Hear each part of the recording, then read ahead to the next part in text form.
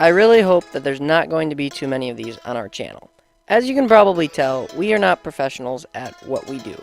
However, we do try to fix the problems that we do cause, like the one in this video. Wow! If you watched our other video on how to create a Zelda-themed infinity chess set, then you know that the chessboard that we used, we accidentally screwed up. What we didn't show in that build was that when we went to take the little plush pads that sat underneath our glass checkerboard off, we were trying to get it off with a scraper, and that was working okay, but there's still a lot of residue left over. So we needed something that was going to remove this sticky residue. Yeah, we just needed something to take that off. Now maybe this doesn't have any effect on how this checkerboard would have turned out. I suggested that we used Goo Gone. Dad, on the other hand, wanted to use this. Brake cleaner.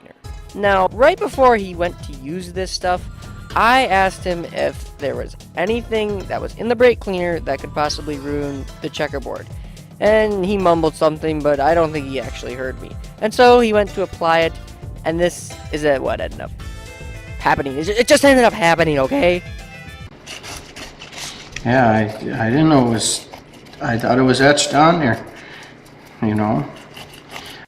In Dad's defense, we both did think that the frosted portions of the chessboard were etched inside of the piece of glass. In order to fix this, we went on the long journey of trying to make our own checkerboard.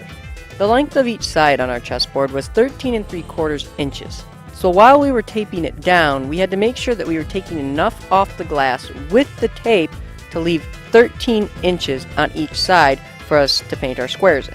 Since there are 64 squares on a chessboard, we made each individual square 1 5/8 inches long. We then laid down 3 strips horizontally across the board and covered up the entire board with longitudinal strips all the way across. We didn't show a lot of our cutting process here, but we had to go out and cut out each individual square with a knife. Using an X-Acto knife would probably be your best bet here, but we just used a regular old utility knife.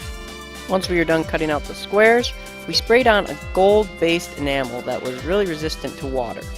And just when everything seemed to be going fine... Hang on, I gotta go all the way across. Oh my gosh. Oh. What happened? Why? Why would it do that? Did your finger hit it? No, it's just... We have no idea why the paint can sprayed that ginormous glob onto our chessboard. Maybe a Deku nut got stuck in there, I don't know. But we had to go back and wipe up the globs of paint and then put a thinner coat over that area to try and mask it. After the enamel was done drying, we carefully peeled off each piece of tape.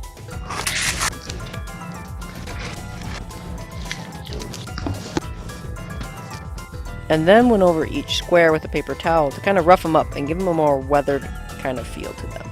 Much to my dismay, if we had to do it over again, I wouldn't change a thing. Having a gold and weathered chessboard just looks really cool on a Zelda themed project. And the blue before was kind of cool, but this just took it to a whole nother level.